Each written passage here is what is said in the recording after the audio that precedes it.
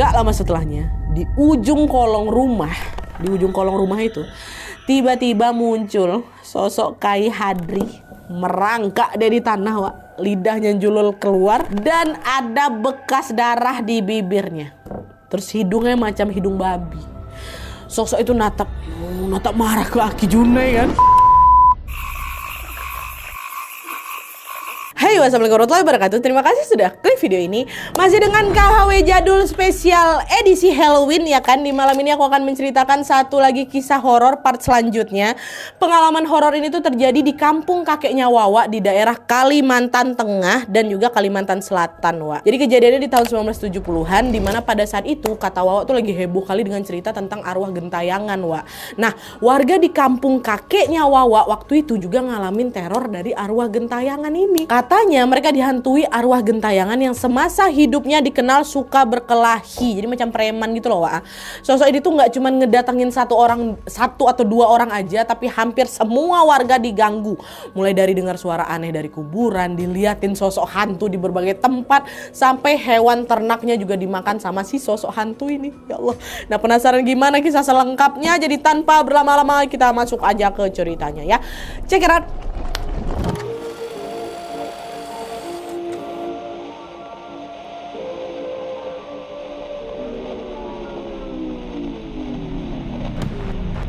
Oke, Wak, jadi kisah ini dikirim sama kita yang bernama Wati dari Kalimantan Selatan. Halo Kak Wati. Nah, kisah ini tuh terjadi pada tahun 1970-an dan dialami langsung sama warga di kampung kakeknya Wawa Wati ini, Wak. Jadi kakeknya Wawa ini namanya Aki Junai.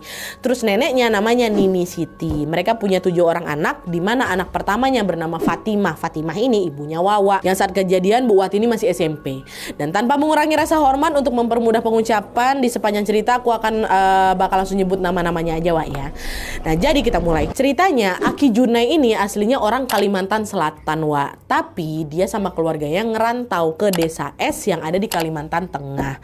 Nah, FYI, Wak, desa S ini terdiri atas beberapa handil atau macam kompleks gitulah.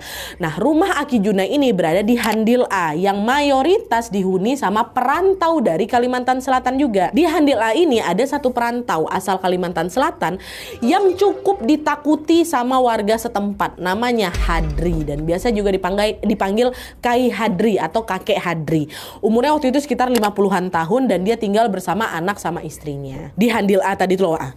Nah, sejak masih muda Kai Hadri ini terkenal temperamen kali katanya, Wak. Dia suka marah, gampang tersinggung, dan istilahnya macam senggol bacok gitulah orangnya. Dan kata warga setempat, Kai Hadri ini mudanya memang suka berkelahi, Wak, dan selalu menang terus kalau setiap kali berantem. Makanya dia dijuluki Jagau atau orang yang jago kelahi macam preman kayak gitu. Itulah jadinya Kai Jagau. Jadi udah warga di sana jadi takut tuh berinteraksi sama Kai Hadri ini dan sebisa mungkin menghindari ketemu sama dia. Tapi sayangnya Fatimah, ibunya Wawa, dan juga kawan-kawannya setiap harinya, Wak, harus melewati jalan di depan rumahnya Kai Hadri ini karena jalan itulah satu-satunya akses menuju ke sekolah mereka. Jalan itu adalah tanah kosong yang dimiliki sama Kai Hadri yang memang udah diwakafkan untuk masyarakat setempat, Wak. Nah, karena sering lewat sana, mau nggak mau Fatimah ini jadi sering lah itu papasan sama Kai Hadri ya kan. Bahkan pernah beberapa kali Fatimah sama kawan-kawan ini dimarahin, Wak, sama Kai Hadri tanpa sebab yang jelas. Cuma Fatimah juga nggak ngambil hati, gimana pun juga dia bisa pergi ke sekolah berkat jalan ini diwakafkan sama keluarganya Kai Hadri ini sendiri ya kan.